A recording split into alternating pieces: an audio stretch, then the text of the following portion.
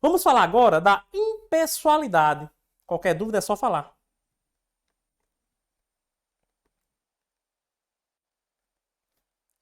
Impessoalidade já dá a ideia de quê? Atuação impessoal. Impessoalidade, gente, é o princípio que nos diz que o agente público ele deve ter uma atuação impessoal no trato da coisa pública, sabe? É um princípio que parece muito com a indisponibilidade. Não pode abrir mão do que é público para privilegiar os seus, para se beneficiar. A impessoalidade é muito isso. Mas a impessoalidade a gente vai conhecer ela através de 3 vertentes.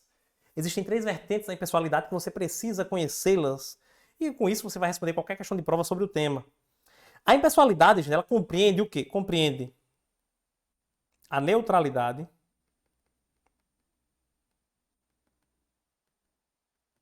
ela compreende a igualdade e ela compreende um pouquinho mais para cima aqui, e ela compreende a finalidade do ato administrativo.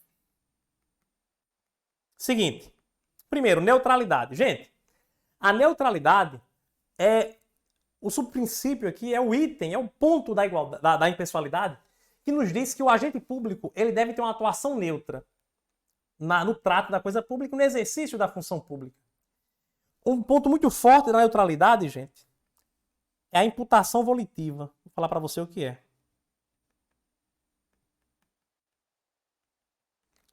Imputação volitiva. Seguinte.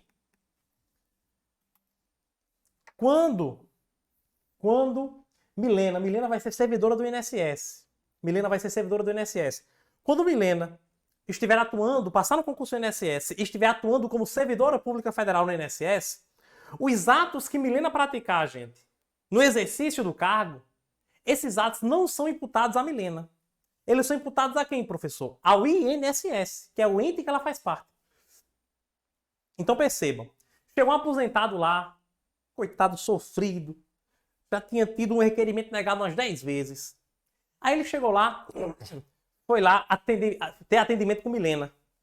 Milena verificou a situação dele, viu que tinha um erro na tratativa do processo dele ali pelos outros servidores, e Milena foi lá e resolveu o problema dele.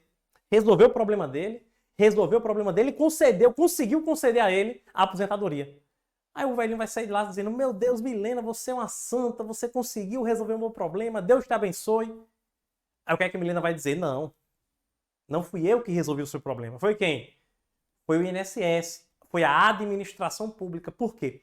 Porque quando Milena praticou um ato, não era a Milena que estava praticando esse ato, compreende, gente? Não era ela. Era o próprio Estado, era o próprio INSS que estava usando ela para praticar o ato. Mas quando ela assina lá aquele papel, não é ela que está assinando o papel, é o Estado que está assinando. Então a imputação volitiva significa o seguinte, gente. Olha só. A imputação volitiva significa o seguinte. O agente público, no exercício da função, quando ele pratica um ato administrativo, esse ato administrativo, a responsabilidade da imputação dele não é direta para o agente, é para o órgão ou a entidade que esse agente faz parte. Então, eu pratiquei o ato, mas as consequências jurídicas daquele ato não vão ser para mim diretamente. Eles vão para quem? Para o Estado. Eles vão para o Estado. Beleza? Tranquilo? Então, por isso que é imputação volitiva. Imputação é o quê? O ato praticado por Milena é imputado ao Estado, ou seja, imputado ao órgão que ela faz parte, no caso, o INSS. Ok? Beleza? Por isso que é imputação volitiva. Então, quando você está na atuação pública, gente, quando você está no exercício do cargo, não é você que está ali, é impessoal, sabe? Você pratica um ato e aquele ato é impessoal, aquele ato não é praticado por você, é praticado pela administração pública. Desse princípio da neutralidade, gente, decorre aqui a vedação à promoção pessoal por agente público. O agente público, gente, no exercício do cargo público, ele não pode fazer promoção pessoal. Vou até mostrar para vocês aqui o artigo 37, parágrafo...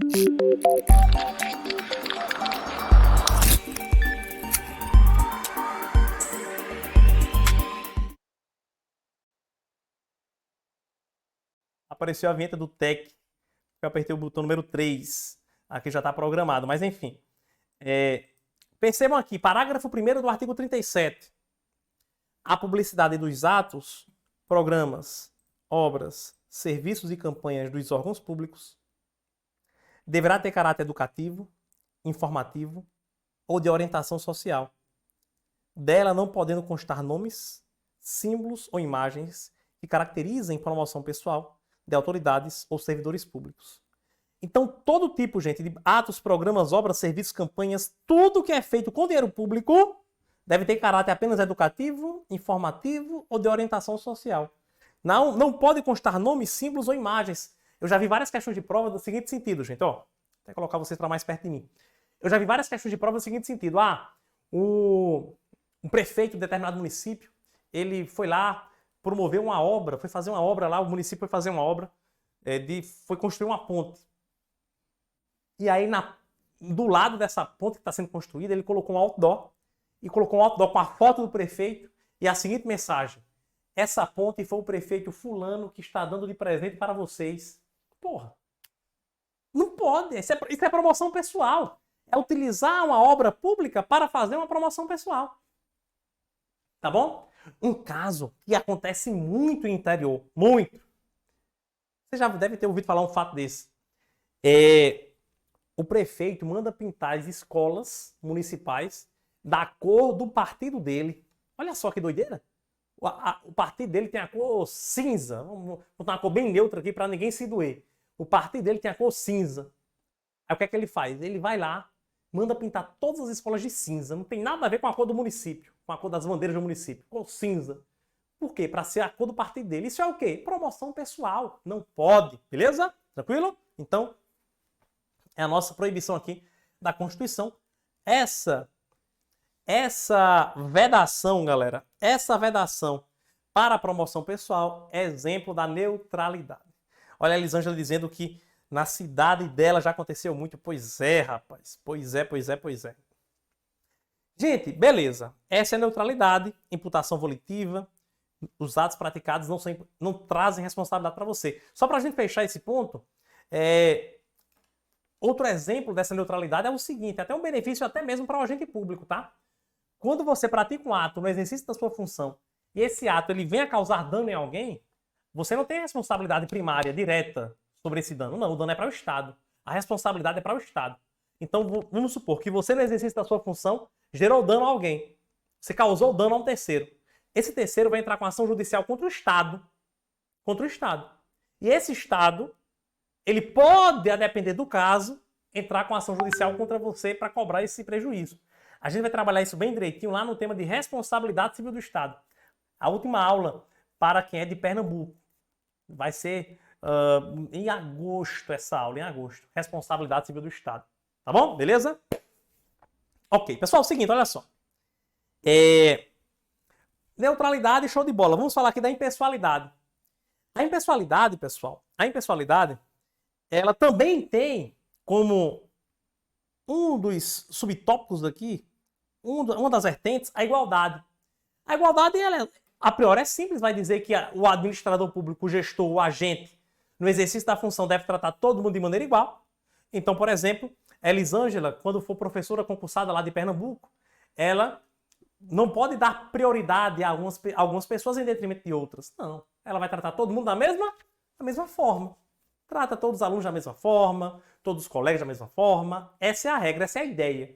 Só que tem que ter um cuidado. Tem que ter um cuidado por quê? Olha só. A igualdade, gente, ela tem duas espécies, vamos dizer assim.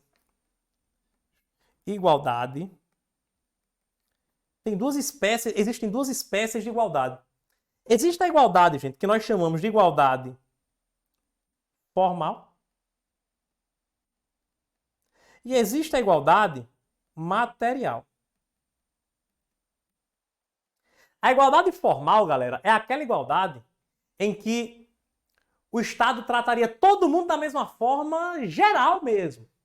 Sem levar em consideração condição pessoal de ninguém, condição social de ninguém. O Estado trata todo mundo, bota todo mundo em o mesmo bolo e confere o mesmo tratamento a todas as pessoas. Essa é a igualdade formal.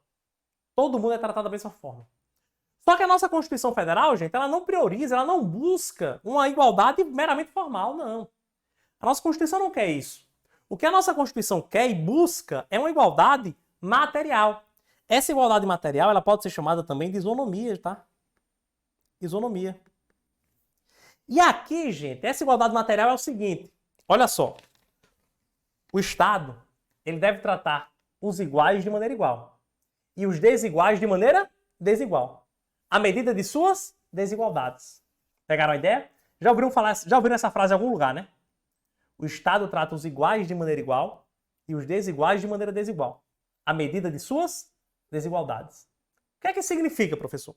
Isso significa o seguinte, gente. Quando o Estado estiver diante de uma situação em que as pessoas são iguais, o Estado vai tratá-las da mesma forma. Agora, existem situações que as pessoas têm condições diferentes. Em virtude dessas diferenças, o Estado ele pode e deve dar um tratamento diferenciado.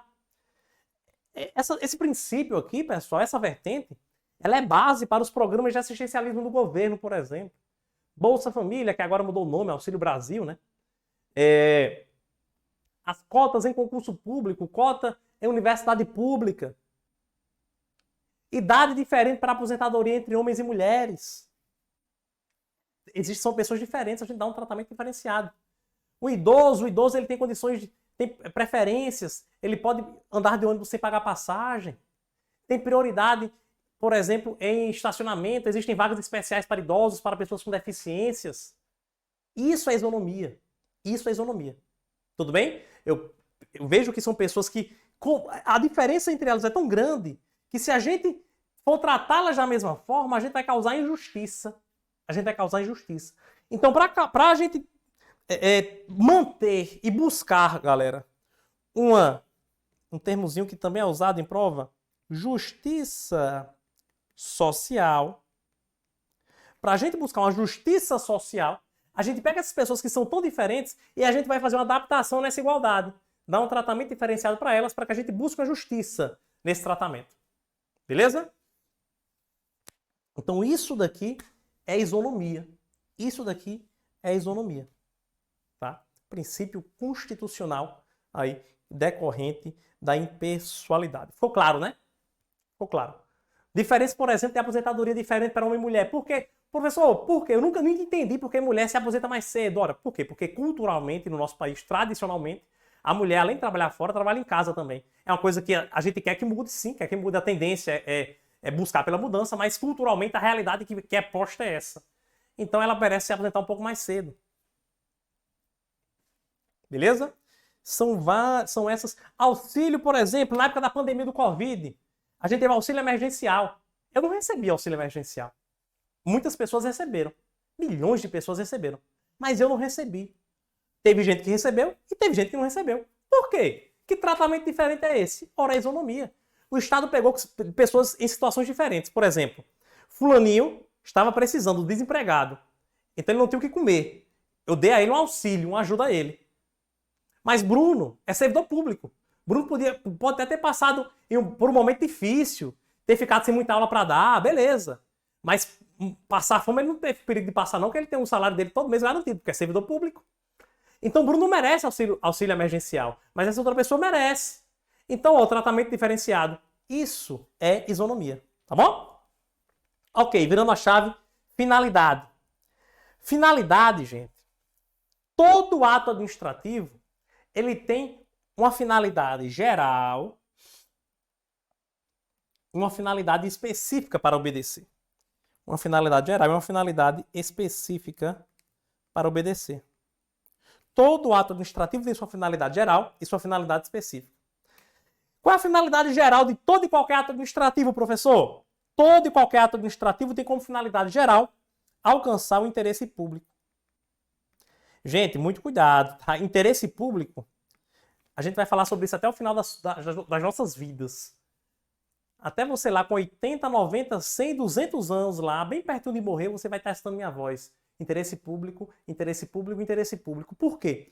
Porque o interesse público é o que se busca no direito administrativo, sabe, gente? Tudo no direito administrativo serve para alcançar o interesse público, no final das contas. No final das contas é isso. Então, é a finalidade geral de todo e qualquer ato administrativo alcançar o interesse público. Agora, a finalidade específica, se é específica, é porque cada ato tem o seu, né? Cada ato tem o seu. Ora, é específico, né? Cada ato tem o seu. Vou dar um exemplo aqui para vocês. Exemplo. Remoção de servidor público. Gente, a remoção de servidor público é um ato administrativo que tem como finalidade organizar o serviço público.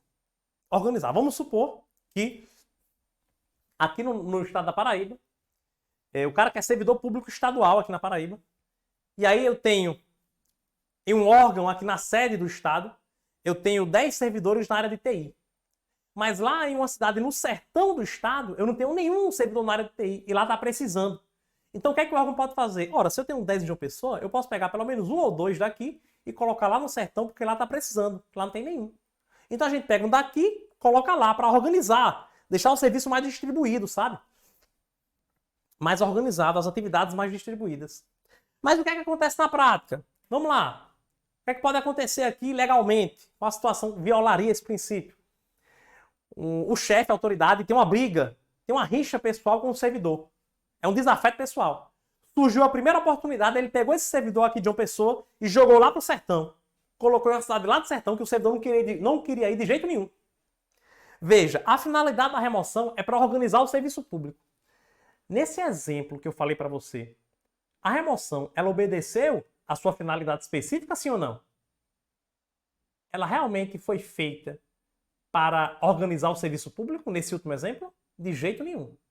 Ela foi feita para quê? Para atender finalidades pessoais, para resolver desavenças pessoais. Então, nesse caso, essa remoção, gente, ela foi ilegal. Por quê, professor? Por desvio de finalidade. Ela tem uma finalidade, mas não obedeceu à finalidade prevista em lei. Ela foi praticada visando outra finalidade. Então, nesse caso, é um desvio de finalidade, é um ato ilegal. O vício desse ato é no princípio impessoalidade. É um ato que violou ao princípio da impessoalidade. Tranquilo, galerinha? Belezal? Elisângela? Essa remoção que eu falei aqui, esse exemplo que eu falei, é uma remoção ex officio. O que é uma remoção ex officio, professor? De ofício pela própria administração, para organizar o serviço. Então, a administração, em alguns momentos, ela pode determinar sim que o servidor ele vá mudar de um local. Agora, nesse caso que eu falei, foi ilegal essa remoção, né? Ela teve um vício de finalidade, não teve? Teve. Então, o servidor ele pode recorrer à autoridade superior. Se não conseguir na própria administração pública, ele pode entrar com ação judicial, para que o Poder Judiciário determine a anulação desse ato de remoção. Porque, nesse caso, foi ilegal. Violou ao princípio da impessoalidade.